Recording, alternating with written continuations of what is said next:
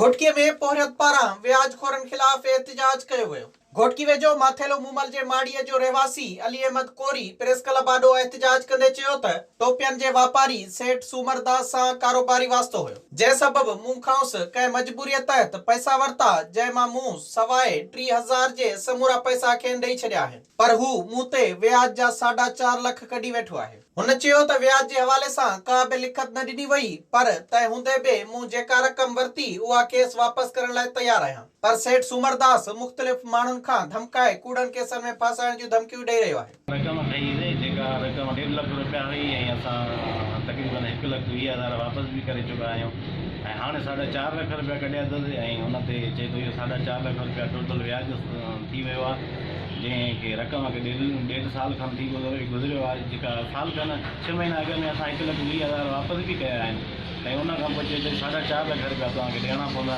ऐं धमकियूं ॾिए थो।